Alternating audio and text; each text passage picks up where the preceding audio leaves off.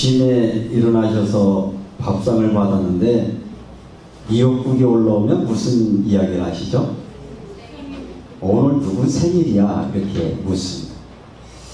오늘은 여러분들 이제 웨슬리 이야기를 제가 1년에 한 번씩 이렇게 말씀을 드리는데 오늘 감리교회가 어떻게 출발했는가라는 시점에 있는 웨슬리 회심 기념주일입니다. 그러니까 웨슬리라고 하는 이 목사님이 1738년 5월 24일을 우리가 이제 회심의 날 이렇게 이야기를 하고 있는데 1738년 5월 달이면 루터의 종교개혁이 1517년 10월에 일어났으니까 한 200년쯤 지나고 난 다음에 다시 이 종교개혁이 일어난 이후에 교회는 다시 옛날로 돌아갔습니다. 다시 말하면 아무리 개혁을 한다 하더라도 우리 인간 속에 있는 이 죄의 본성은 끊임없이 사람들을 괴롭히고 문화를 괴롭히기 때문에 어떤 면에서 우리는 매일매일 십자가 앞에 우리를 못 박지 않으면 죄에서 자유할 수 있는 사람은 아무도 없는 것이죠. 교회의 역사도 마찬가지예요. 그런 면에서 요한 웨슬리 목사라고 하는 분의 여러분의 배경을 설명했을 때 이분은 3대째 목회자의 집안이었어요.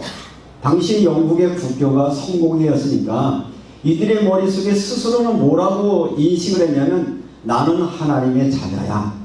나는 하나님을 믿어. 이런 생각을 늘 가지고 있는데 문제는 생각으로는 하나님을 믿는다라고 말을 하는데 실질적으로 저들의 삶에는 하나님을 믿는 삶의 열매가 전혀 나타나지 않던 시대에 그리스도의 생명의 빛이 비춰지고 나니까 내가 이렇게 살아서는 안 되겠구나. 다시 성령의 체험을 받고 변화된 그의 삶이 어떻게 하면 우리가 하나님이 기뻐하시는 삶을 살아드릴 수 있을까? 소수의 사람들이 모여서 운동을 펼치기 시작했는데 그 운동의 시발점이 바로 감리교회를 탄생하게 했다라는 그런 배경들을 여러분에게 말씀을 드립니다. 제가 지난주에 이제 요한 웨슬리 회심 주간도 있고 또 저 감리교회 그 정예 연수 교육이 있어서 연수의 세미나를 참석했는데 특별히 이때는 이제 요한 웨슬리가 지금으로부터 거의 300년 전 설교한 설교문을 같이 연구를 하면서 그때는 어떻게 설교했을까? 그러니까 회심이 지금 280주년이니까 280년 전에 요한 웨슬리의 설교 내용의 주제가 뭐였어? 굉장히 너무 궁금해했었어요. 그래서 그걸 이제 같이 모여서 교재를 보고 설교의 내용들을 하는 그런 자리에서 이제 워크숍 하는 자리에서 여러 목사님 앉아서 이야기를 하면서 이제 워크숍이 시작되면 자기소개를 하는 시간이 있잖아요. 저에게 사람들이 묻습니다. 어디에 오셨습니까? 얘기하길래 저는 성남면에 대구지방 소명교회에 있습니다. 저희 소명교회는 대구광역시 남구라고 하는 지역에 있는데 남구라고 하는 지역에는 인구가 15만 명가량이 있는데 감리교회는 우리 교회 하나뿐입니다. 그때 사람들이 깜짝 놀라는 거예요.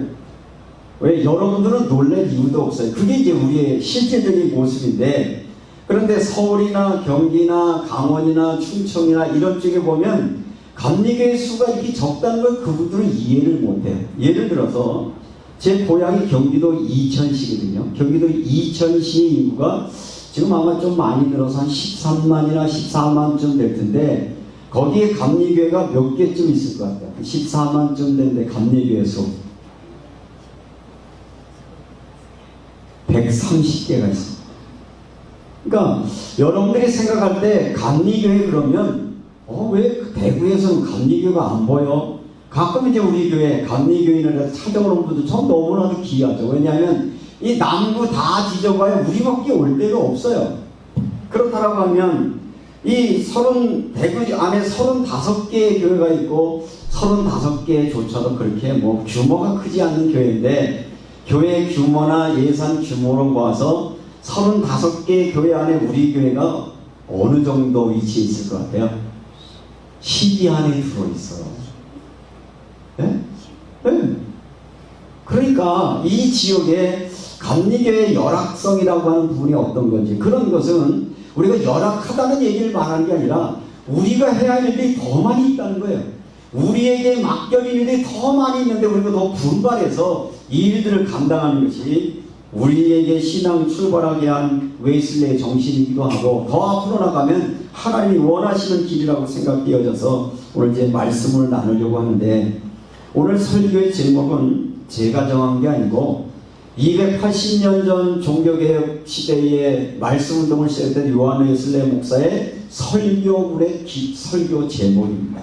그 내용을 간추려서 요약을 하고 제가 그 부분들을 편집을 해서 오늘 설교를 하는 거니까, 오늘 설교는 김종복 목사가 감리교 목사인데 요한 웨슬레 목사의 설교의 내용들을 요약해서 당시 280년 전에 영국이라고 하는 사회가 산업혁명 이후로 얼마나 타락하고 범죄하고 물질 만능 속에 있었을 때 저들에게 변화의 역사를 일으켰던 메시지가 무엇이었을까?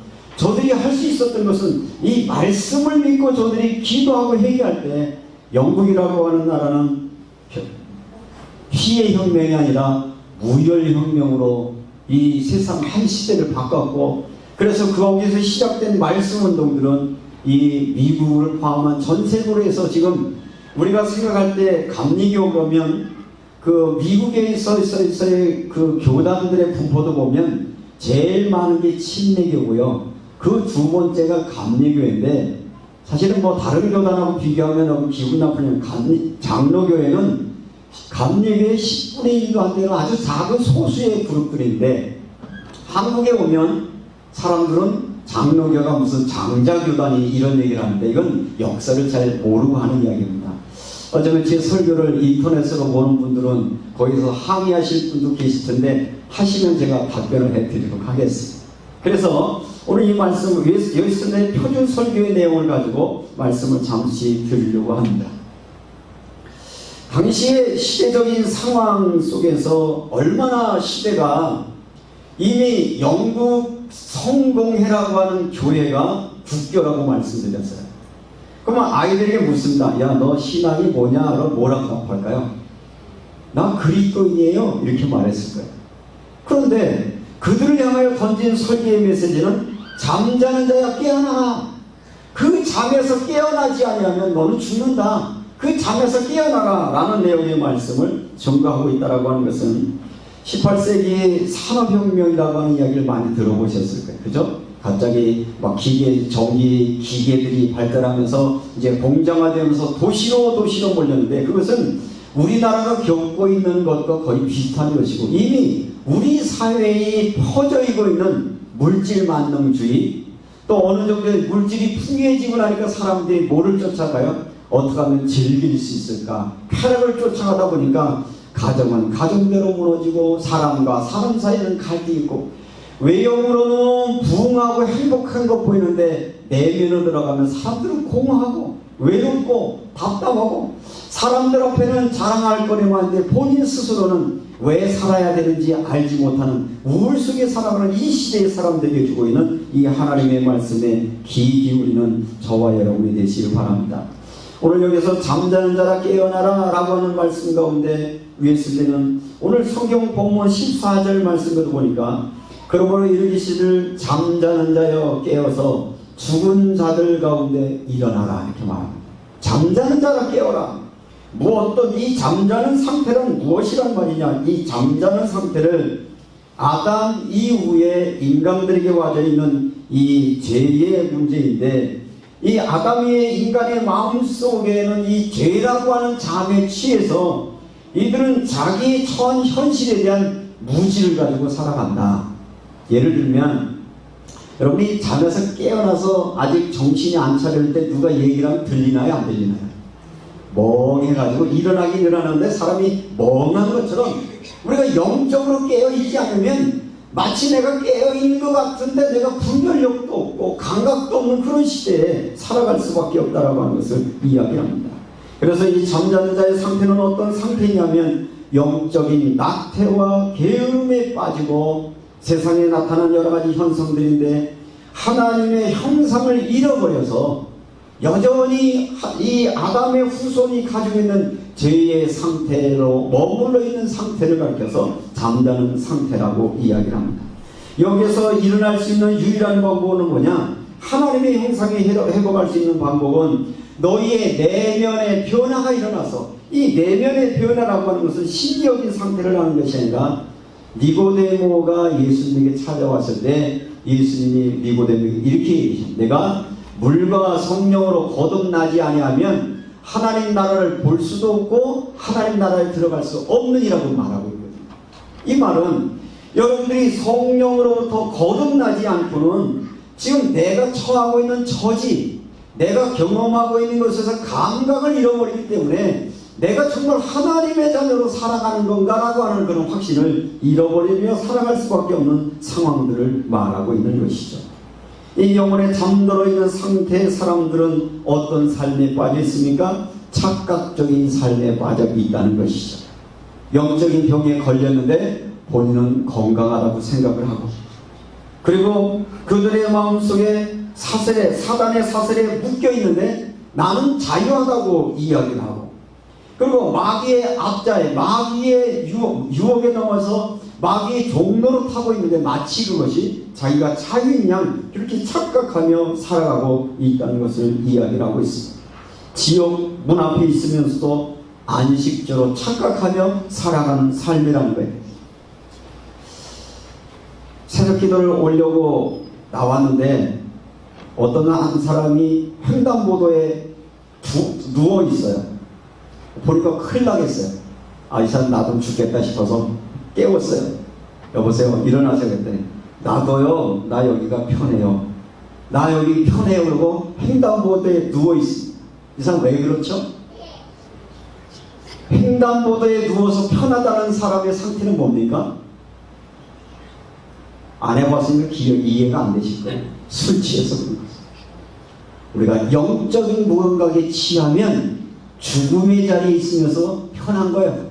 그냥 편해 놔둬. 나 이렇게 살게 놔둬. 대부분의 많은 사람들이 자기의 상태를 자각하지 못하는 상태가 바로 영혼의 잠에 취해 있는 상태인 것을 말합니다. 그러면 이 이야기를 들었던 당시에 국교가 성공회의 신도였던 사람들의 이 설교를 들었을 때 기분 나빴을까요? 좋았을까요? 뭐야, 나 지금 신앙생활 잘하고 있는데 나 열심히 교회 나가고 있고 11조도 하고 있고 가끔은 금식 기도도 하고 전도한다고 전도지도 나는데 뭔 얘기야? 라고 말할 때 라오디아 교회 이야기를 하면서 너의 영적 상태를 봐라. 라오디아 교회는 차지도 않고 덥지도 하지 않느냐. 의도적으로 다른 사람에게 그렇게 악행을 행하지 않지만, 의도적으로 다른 사람에게 피해를 주지 않지만 하나님의 선하시고 기뻐한 뜻이 무엇인지는 분별하지 아니한 채 자기의 생각에 갇히고 자기 생활의 습관에 갇혀서 마치 자기가 하나님의 사람인 것처럼 착각하고 있는 너희 영혼이여, 잠자는 너희여 깨어나라고 하는 메시지를 요한웨슬리 목사는 계속해서 던졌다는 것입니다. 경건의 모양을 가지나 경건의 능력을 부인하는 자이고, 다시 말하면 그러면 이 경건의 잠자는 자여 깨어라고 할 때, 그러면 목사님 오늘 이 설교를 다 들으라고 하는 말입니까? 라고 저한테 항의할 분이 계실 텐데, 맞습니다. 그 얘기를 듣는 여러분에게 하는 겁니다. 예전에 늘 설교를 들으면 저한테 전화한 분이 계셨어요. 목사님, 그 오늘 설교 다 들으라고 한 얘기였어요? 그래서 그때는 아니라고 했는데 속으로 맞아 그랬거든요. 여러분들이 저한테 이제부터 묻는다면 맞아. 하나님은 오늘 웨슬리의 입을 통해서 말씀하셨던 그 말씀으로, 또 성령으로 임재한 감리교 목사인 제 입을 통해서 여러분에게 이렇게 말한다. 잠자는 자여, 잠자는 영혼에 깨어 일어나 하나님의 성령에 힘입어 다시 하나님의 뜻이 기뻐하시고 온전한 뜻이 무엇인지 분별하는 삶을 사십시오 라고 하나님은 오늘 이 예배자에 우리를 부르셨다라고 하는 사실인 것입니다. 잠자는 자여 깨어나 죽음으로부터 일어나. 오늘 하나님의 예배하는 이 시간에 여러분들은 제 목소리를, 저의 목소리를 듣지 마시고 하나님이 여러분을 사랑하셔서 여러분을 깨우시는 성령의 음성으로 듣는 축복의 시간이 되시기를 주님의 이름으로 축원합니다. 그때 하나님은 우리에게 은혜를 주실 것입니다. 지난주에 말씀드렸던 골로새서 3장에도 보면 너희가 그리스도와 함께 다시 살리심을 받았으면 위의 것을 생각하라. 땅의 것을 생각하지 마라. 뭘 생각하시겠습니까? 여러분 스스로가 여러분에게 생각하는 이야기가 아니라 하나님의 소리를 들으십시오. 하나님을 바라보십시오. 하나님의 말씀을 바라볼 때 비로소 내가 어느 처지에 있는지, 어떤 상황에 있는지 우리의 삶을 볼 수 있다는 것입니다. 그러므로 영적인 존재들이여 세상적인 행복에서 꿈에 깨어나십시오. 예수를 믿는다라고 하는 것은 행복하기 위함입니다. 그러나 그 행복이라는 것은 가장 우선적으로 뭐냐? 내가 하나님과 나와의 관계가 회복되어지고, 관계가 회복되어진 사람이 하나님의 다스림과 인도하심을 받는 삶을 행복이라고 말하는 것입니다. 그런데 우리는 하나님과의 관계를 제쳐놓고 세상의 환경이 바뀌면, 물질이 많아지면, 몸이 건강해지면, 좋은 사람 만나면 행복해질 거라는 그런 헛된 꿈에 빠져 있다면 먼저 여러분들이 하나님의 은혜를 경험하시고 하나님을 만나는 축복이 오늘 이 시간 여러분의 있기를 주님의 이름으로 축원합니다. 거룩한 하나님 앞에 서십시오. 신앙으로 살아간다는 것은 뭐냐? 하나님의 형상이 회복되는 것입니다.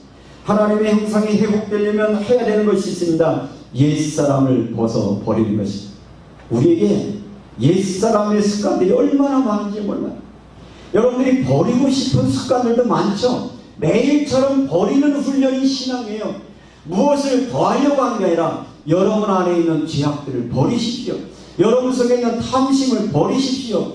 여러분을 자유롭게 하지 못하는 것에서 자유할 수 있는 그런 은혜가 여러분에 있으시면 그때 그리스도의 은혜의 빛이 여러분에 비치셔서 여러분을 새로운 피조물로 삼아 주십니다.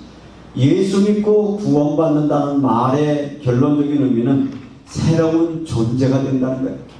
예전에는 육신의 본능에 속하고 주변의 환경에 얽매이고 주변의 여건이 전부라고 보였던 우리에게 또 하나의 눈이 열리는데 그 눈이 뭐냐? 하늘을 볼 수 있는 눈, 하나님의 사랑을 경험할 수 있는 우리의 마음속에 살아있는 성령의 것을 경험하면 세상이 줄 수 없는 평안을 누리며 살아가는 그런 그리스도인의 삶을 쓰니 여러분의 있기를 주의 이름으로 축원합니다. 이렇게 하나님의 은혜가 체험되려면 먼저적인 조건이 뭐냐? 내가 얼마나 소중한 존재인가가 느껴지는데 그것은 하나님의 사랑을 체험한 사람만이 말할 수 있는 고백입니다. 하나님은 여러분을 사랑하십니다. 얼만큼 사랑하십니까? 모든 것 내어주기까지 사랑하십니다.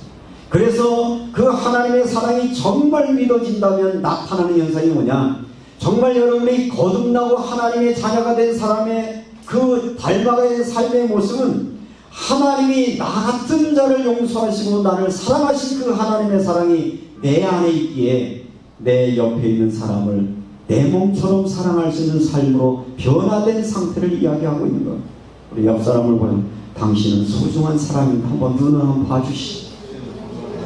오늘 우리의 시대가 경쟁 시대가 되다 보니까 너는 뭐야? 너는 내가 물리쳐야 될 대상이야. 너는 나의 경쟁 상대야. 너는 없어져야 될 존재야. 이게 우리 속에 가득한데 하나님의 말씀은 그렇잖아요.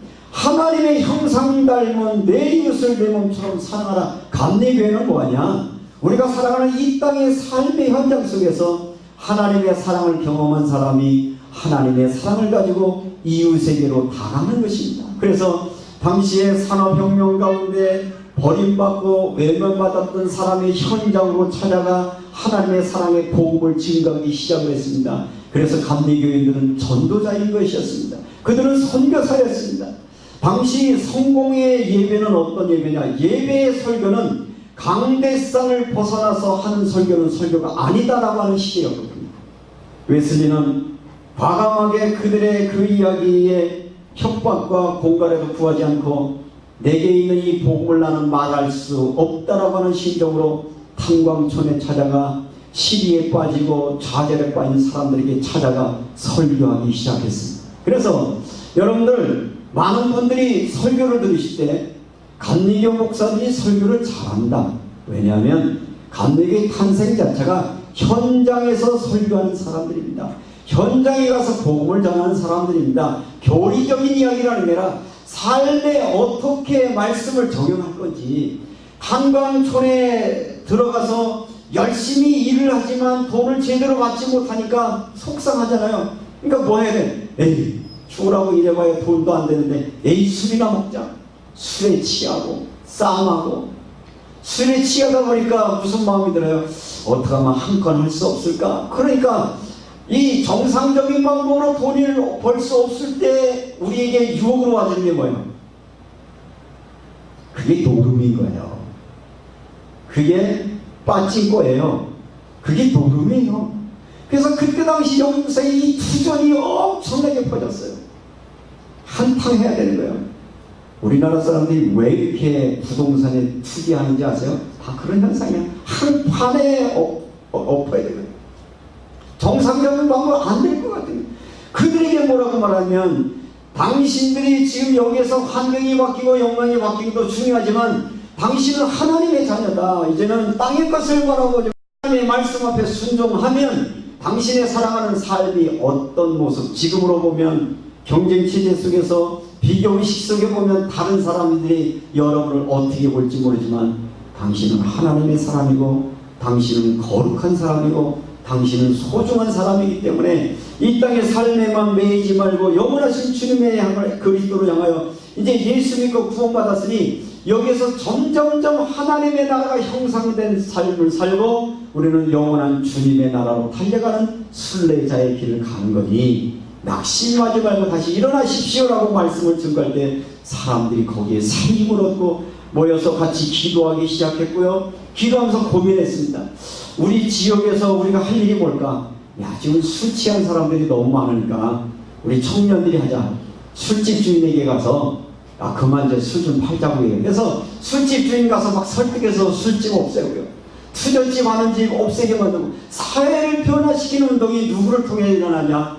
복음받은 예수 그리스도의 사람들을 통해 일어나서 영국을 혁명처럼 변화시키는 교단이 감리교의 출발점이라는 것입니다.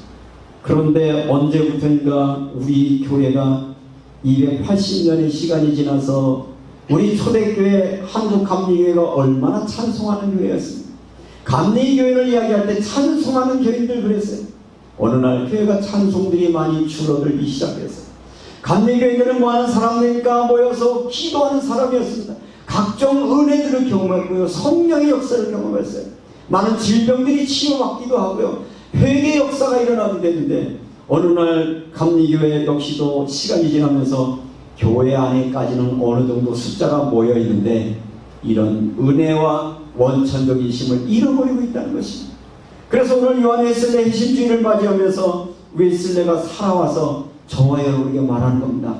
잠자는 자여 깨어라. 누구에게 한 말이라고요? 제게 그렇게 말씀하시죠.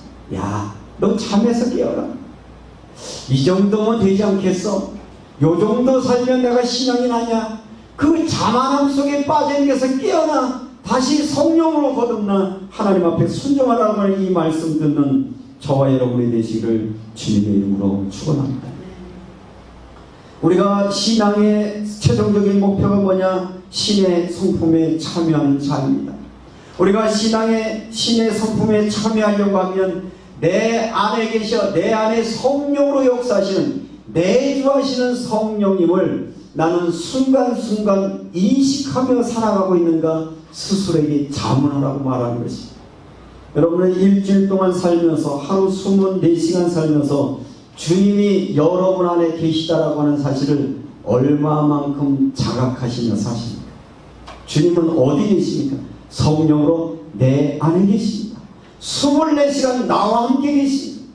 여러분들이 그렇게 힘들어하는 그 자리에도 성령님은 함께 하십니다. 여러분이 행복해하는 그 순간에도 성령님은 함께 하십니다. 다만 우리는 그걸 인정하지 않고 인식하지 못하기 때문에 우리는 세상에 취하거나 우리는 염려에 빠져서 살아가는 그런 불신앙의 삶을 살아간다는 것이죠. 우리가 예수 그리스도를 믿고 성령 충만했다는 이야기는 뭐냐?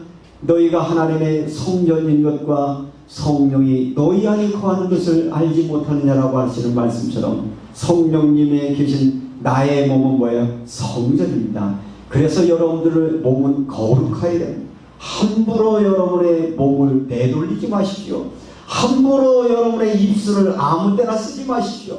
함부로 여러분의 눈을 아무거나 보지 마십시오. 우리는 구별된 삶을 그게 거룩한 자의 삶이라는 겁니다.